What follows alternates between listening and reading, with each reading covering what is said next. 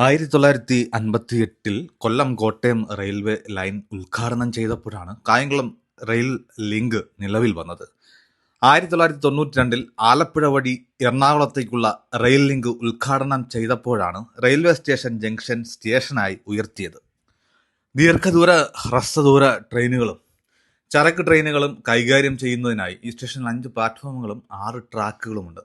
വടക്കോട്ടുള്ള ട്രെയിനുകൾ കൈകാര്യം ചെയ്യുന്ന പ്ലാറ്റ്ഫോമുകൾ 1ഉം 2ഉമാണ്. ആലപ്പുഴ വഴിയുള്ള ട്രെയിനുകൾക്ക് പ്ലാറ്റ്ഫോം നമ്പർ 1ഉം കോട്ടയം വഴിയുള്ള ട്രെയിനുകൾക്ക് 2ഉമാണ്. ഇരുവശങ്ങളിലുമുള്ള ലൈനുകൾ എറണാകുളം ജംഗ്ഷൻ സ്റ്റേഷനിൽ കണ്ടുമുട്ടുന്നു.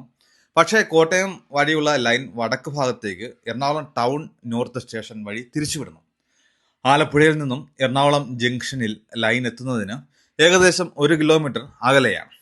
എറണാകുളത്ത് റെയിൽവേ ഗതാഗതത്തിലെ തിരക്ക് കുറയ്ക്കാനാണിത്.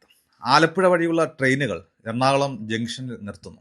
പക്ഷേ എറണാകുളം ടൗൺ അല്ല, കോട്ടയം വഴിയുള്ള ട്രെയിനുകൾ എറണാകുളം ജംഗ്ഷനിൽ പ്രവേശിക്കാതെ ഡൈവേജിംഗ് ലൈൻ സ്വീകരിച്ച് എറണാകുളം ടൗണിൽ നിർത്തുന്നു. നോർത്ത് സൗത്ത് സ്റ്റേഷനുകളിൽ നിർത്തുന്ന